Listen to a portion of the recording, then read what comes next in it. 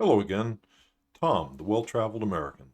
16 March 2026. Well, just a quick one today. It seems that as the necessity to escort ships through the Strait of Hormuz has come to light, and President Trump has asked for some assistance in that, Europe refuses to send any military to the Strait of Hormuz. Pretty much unanimously, Europe and NATO just said, we can't be bothered. I think we need to talk about this a little bit.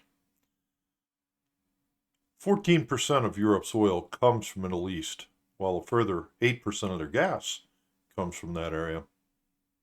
The United States, on the other hand, uses less than 2% of Gulf oil and zero gas. So whose problem is this really? European leaders have rejected demands by United States President Donald Trump to help ensure freedom of navigation in the Strait of Hormuz. In fact, German Foreign Minister Johann Wadelspal said Berlin had no intentions on joining military operations during the conflict. Quote unquote. What does Trump expect from a handful or two handfuls of European frigates to do in the Strait of Hormuz that the powerful U.S. Navy cannot do itself? Good question. Perhaps a little introspection from my European allies might be in order here.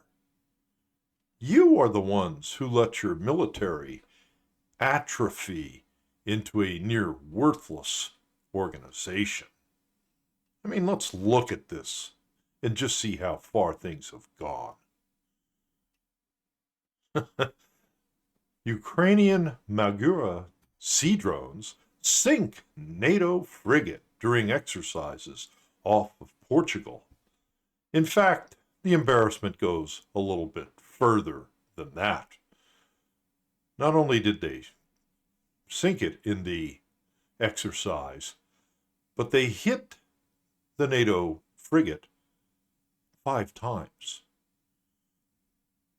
The commander of the NATO vessel radioed back to the Ukrainians, well, when are you going to begin to try and sink us? The answer would be, too late, you're already done. Woefully inadequate. Not keeping up with the technology and the implementation of said technology in the battle space probably proved to be deadly. Without diverting my attention too much, I have to take a swipe at the United States too. After all, I'm an equal opportunity abuser. The performance over there in the Persian Gulf hasn't been all one-sided American victories by any stretch of the imagination. The fact that the Gulf state countries have decided to go contact Ukraine and say, hey, you guys seem to know what you're doing with this drone technology. How about you lend us a hand? Perhaps the United States should have swallowed a little bit of our pride and partnered with Ukraine, as I'd been asking for the past, 3.5 some odd years now, because they're the ones with the techniques. They're the ones with the knowledge. But we aren't interested. We just make ridiculous statements on, how the Ukrainians are not our problem. Okay. But they are, whether we like it or not, our allies against Russia.